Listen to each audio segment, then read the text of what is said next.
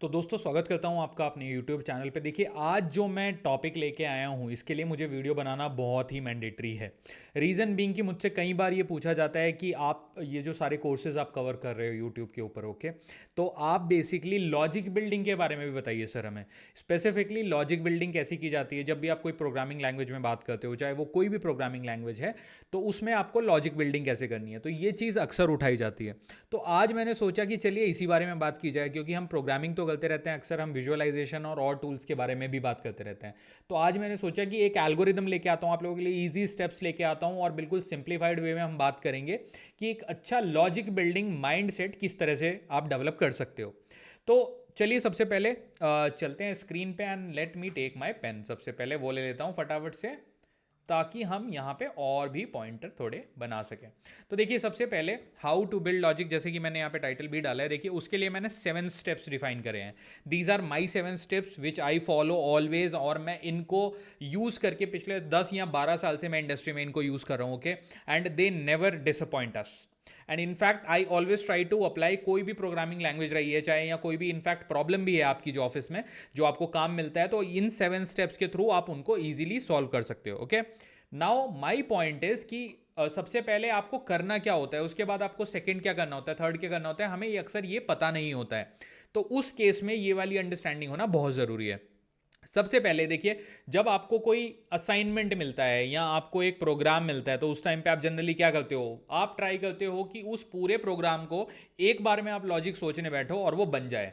But जो गाड़ी है वो ऐसे आगे नहीं चलती, गाड़ी को थोड़ा थोड़ा धीरे करके आगे लेके जाना पड़ता है। और बेसिकली देखिए, programming is all about habit. आपको वो हैबिट डेवलप करनी पड़ती है प्रोग्रामिंग की। अगर आपकी हैबिट डेवलप हो गई है तो फिर कोई चैलेंज आपको नहीं आने वाला। तो नाउ द थिंग इज कि जो मैंने यहाँ पर पॉइंटर लिखे हैं उसके वाइज मैं आपको लेके चलता हूँ, ताकि प्रॉपरली हम यहाँ पे फंडा डिस्कस करें। देखिए सबसे पहले मैंने आज स्टेप यहाँ पे जैसे मेंशन किया, अंडरस्टैंड द प्रॉब्लम। तो सबसे पहले आपको ये अंडरस्टैंड करना है कि प्रॉब्लम स्टेटमेंट है क्या। फॉर एग्जांपल, अगर आपको बोला जाए कि फैक्टोरियल का प्रोग्राम बनाना है, ईजी है, ये बहुत अंडरस्टैंड करना है इसको, ईजी है। बट जब आप रियल वर्ल्ड सिनेरियो की बात करते हो तो वहाँ पे आपको इस तरह के प्रोग्राम नहीं मिलते। क्लाइंट एनवायरनमेंट में आपको इस तरह के प्रोग्राम नहीं मिलते। आपको सिनेरियो वाइज चलना पड़ता है। तो आपको प्रॉब्लम दी जाएगी कि हमें पिछले 25 साल के डेटा को लेट्स से रीस्टोर करना है, उसको यूज़ करके हमें 6 मंथ के ट्रेंड एनालिसिस बनाने हैं पिछले 2 साल के लिए। देन उसके ऊपर हमें एनालाइज करके जो लेटेस्ट 1.5 साल का डेटा है उसके ऊपर हमें एक प्रिडिक्टिव मॉडल बनाना है। तो ये पूरा देखिए एक प्रॉब्लम हो गया, ओके। तो चेन ऑफ थॉट है ये बेसिकली। तो आप इसको ऐसे लिख सकते हो कि it's a chain of problem.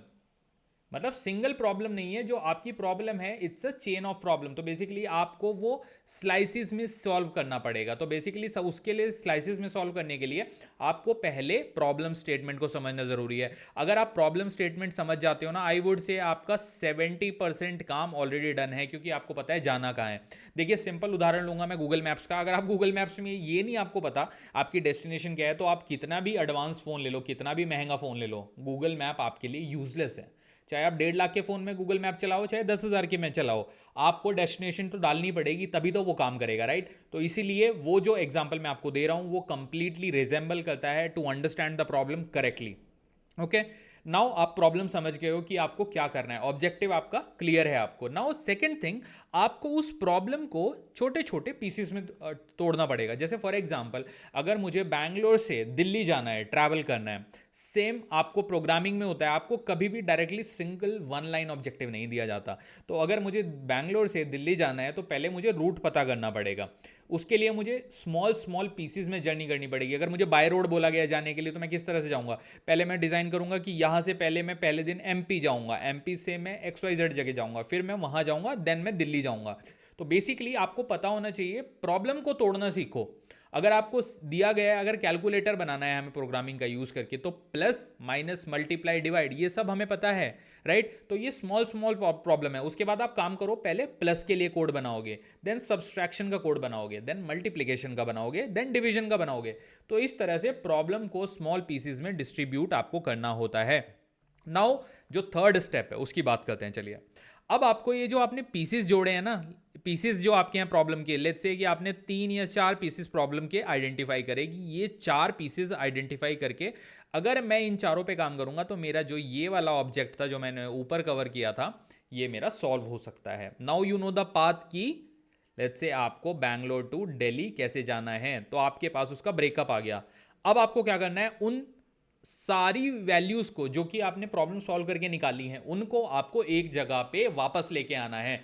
जो आपने बेसिकली सॉल्यूशंस ढूंढे हैं चंक में, उन चंक्स को एक साथ लाना है। तो that's why I am mentioning कि now resemble the problem solution, जो कि आपने बेसिकली प्रॉब्लम्स के सॉल्यूशन निकाले हैं, आपने चंक यहाँ पे तोड़ा है स्टेप 2 में, उसको वापस लेके आइए और इसको एक सीरीज ऑफ इवेंट में डिफाइन करिए कि ये जो 1 2 3 4 ये इस तरह से सीक्वेंस में चलेगा, this is 3 and this is 4।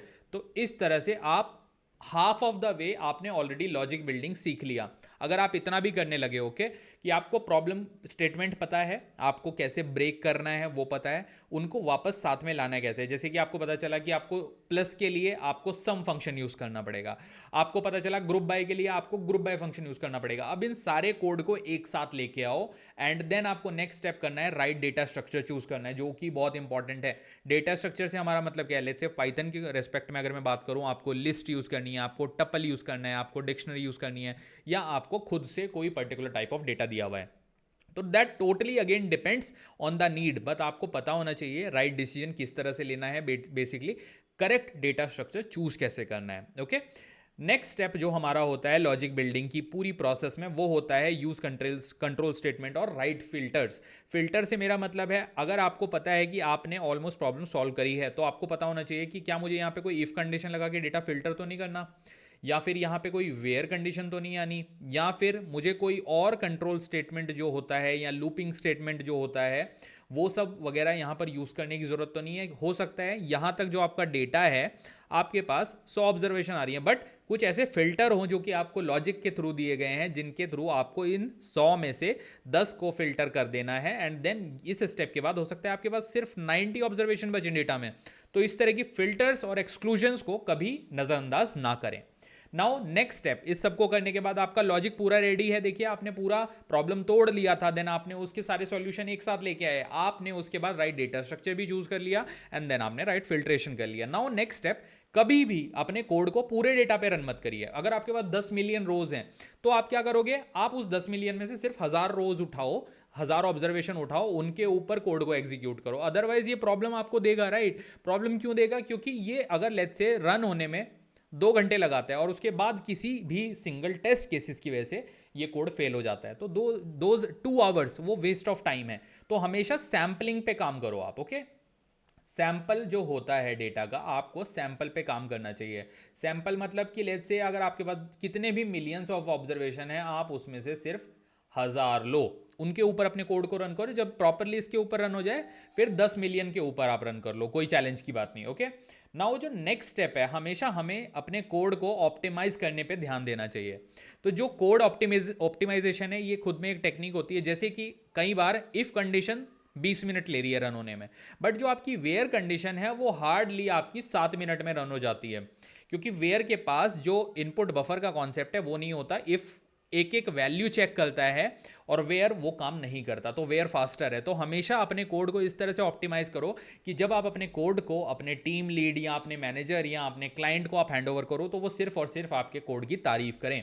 तो देखिए ये कुछ स्टेप्स हैं मेरी अंडरस्टैंडिंग के हिसाब से, जो कि मुझे लगता है आपको बहुत डेफिनेटली हेल्प करेंगे how to build a logic के ऊपर। ओके, तो अगर आपका अभी भी कोई सवाल हो, आपका कोई डाउट हो, आपका कोई क्वेश्चन हो, प्लीज़ आप कमेंट सेक्शन में मुझे बताइएगा, मैं डेफिनेटली उसको आंसर करूंगा।